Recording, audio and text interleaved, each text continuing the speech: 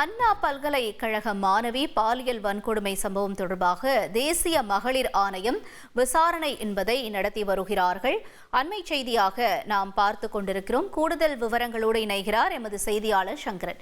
சங்கரன், வணக்கம். இந்த விசாரணை தொடர்பான தகவல் என்னவாக இருக்கிறது? விவரங்களை பதிவு செய்யும். வணக்கம். அண்ணா பல்கலைக்கழக மாணவி ஒரு 6 மாதங்களுக்கு முன்பாக, அதாவது கடந்த ஆண்டு டிசம்பரில் வெளியே பிரியாணி கடை நடத்தி வந்த அந்த ஞானசேகரன் என்பவர் பாலியல் வன்புணர்வு செய்த விவகாரம் தமிழகத்தை அதிர்ச்சிக்குள்ளாக்கியது.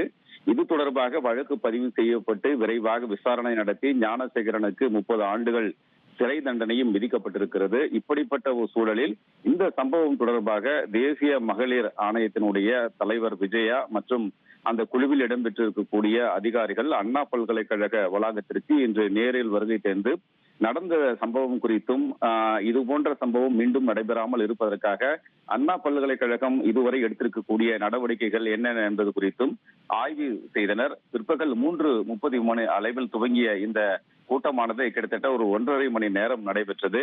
இந்த கூட்டத்திற்கு பிறகு ஆணையத்தினுடைய தலைவர் விஜயா செய்தியாளர்களிடம் பேசிய போது சம்பவம் குறித்து முழுமையாக அண்ணா பல்கலைக்கழக பேராசிரியர்கள் மற்றும் மற்ற துறைகளைச் சேர்ந்தவர்களிடம் விரிவாக ஆலோசனை நடத்தினேன் என்றும் இது போன்ற சம்பவம் மீண்டும் நடைபெறாமல் இருப்பதற்கு உரிய நடவடிக்கை எடுக்கப்பட வேண்டும் என்று அண்ணா பல்கலைக்கழக அதிகாரிகளுக்கு வலியுறுத்தி இருப்பதாக தெரிவித்த ஆணையத்தினுடைய தலைவர் மாணவிகள் பாதுகாப்பில் கூடுதல் கவனம் செலுத்த வேண்டும் என்று அறிவுறுத்தி இருப்பதாகவும் தெரிவித்தார்.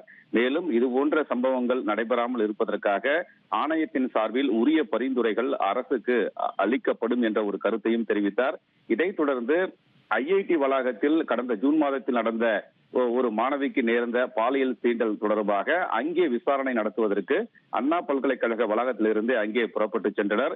அண்ணா பல்கலைக்கழக சம்பவம் தொடர்பாக மீண்டும் தொடர்ந்து ஒரு ஆய்வு செய்வோம், விசாரணை நடத்துவோம் என்ற தகவலையும் ஆணையத்தினுடைய தலைவர் தெரிவித்திருக்கிறார். தகவல்களுக்கு நன்றி சங்கரன். உங்கள் தந்தி1 தொலைக்காட்சியில் யார் சனிக்கிழமை தோறும் இரவு 8 மணிக்கு காண தவறாதீர்கள்.